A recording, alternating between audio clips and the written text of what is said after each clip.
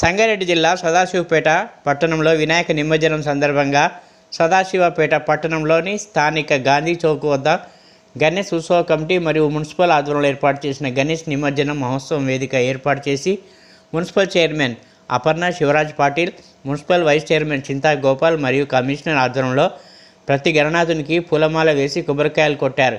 కాంగ్రెస్ నాయకులు పులిమామిడి రాజు నిమజ్జనం చేసే వినాయక నిర్వాహకులకు గణేశనాథుని ప్రథమను అందించారు.